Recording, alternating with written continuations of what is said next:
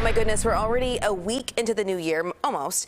And for some of us, that means a week so far of New Year's resolutions or goals, whether you're hitting them or missing them. If you made it this far, congrats. A survey by Statista found exercising more, getting healthy, and losing weight always the top 3 resolutions for Americans trying to make those goals. And joining us with someone who knows a thing or two about goals is the expert at giving advice on achieving more healthy lifestyle is Michele Fumagalli. She's the head dietitian for the Chicago Fire Soccer Club. Welcome, Michele. Wow, thank you so much for having me. Happy New Year.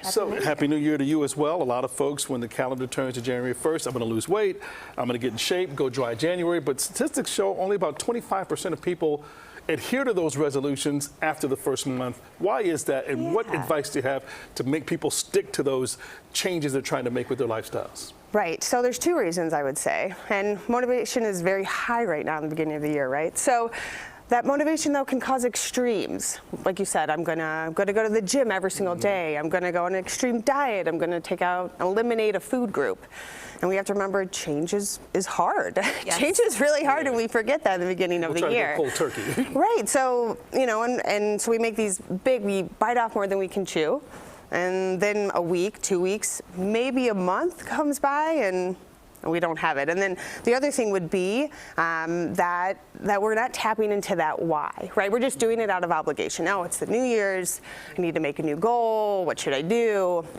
We're just tapping into that why and like, hey, why do I really need to change myself? Like, why do I need to improve myself, I should say.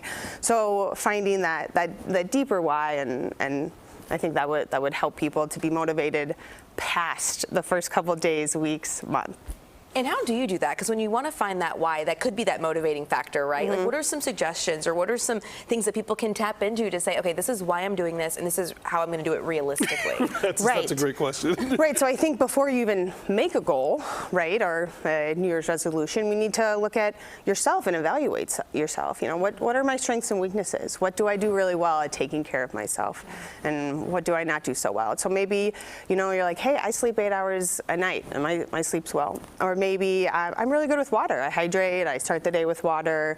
So looking at yourself, what you do well, and then what you don't do so well, and looking at those weaknesses.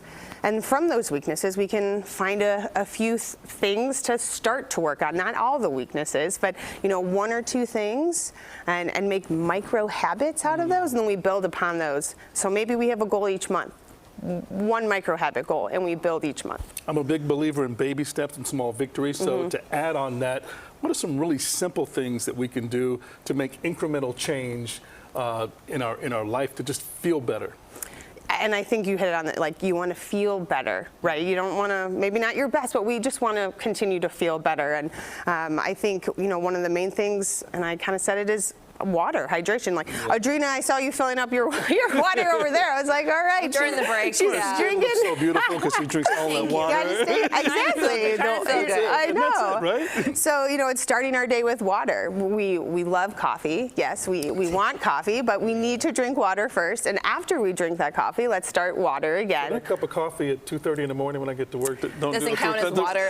No, put that away. So hopefully, you know, you have water maybe on your way in. You know, have a water bottle on your way. See, have a water bottle on your way in, and then have that coffee. But I think, you know, hydration mostly with water, and if you have to add some different flavors or something like that to help you drink it, very important. And that's where I start with the athletes too. Like, how is our hydration? That's the most basic thing. The next thing I would say is our movement throughout the day. Everyone's so focused on going to the gym, which is great. Building muscle, I'm a huge advocate for it, especially for women, building and maintaining muscle. However, what are we doing the other 15 hours of the day? How are we moving? We live in a sitting world, and our bodies wants to move. So I'm not saying we have to hit 10,000 steps a day, but meet yourself where you are. Are we at 3,000? Can we do 5,000? And, you know, just, again, making those small, realistic goals. Can you come to the gym with us after work? Because it's such great motivation, isn't it? Sarah, hey, could you tell me? She's in the muscle building. You couldn't tell, could you? Yeah. I like to work out. Muscle is very important to me. Yeah, I know. It's interesting because, like, some of us, you know, it's maybe more of a struggle. And for some, you might feel that motivation, or you might love going to the gym, or you might love getting your steps in. So there's that balance, right, of, like, even if you don't love it, just try to get a little bit in. Right. And that's going into the why, right? So, you know, maybe some females don't like to lift weights, weight resistance, and they have to say, well, for osteoporosis and for my health, and so I can see my grandkids grow up, and I can, be there for my daughter's wedding or whatever. But tapping into that why, like, I don't really like to do this, but I know I need to take care of my body, right? This is the only body we have. Become best friends with your body, and treat it well. So. Yeah, I mean, and you could go on with, nutrition and talking about everyone's so focused on the gym, and then they go to these extremes with what they put into their body, and it's keeping it simple. Are we having breakfast? If we're not, are we starving later in the day? Happens a lot to people. Can we add protein into every meal and snack? Super simple. How many vegetables do we have a day? Can we add in a vegetable here or there? I'm saying if we have one a day at dinner, great, starting point. Can we add in one more? Can we add in one at lunch? Making it, again, realistic and having a starting point.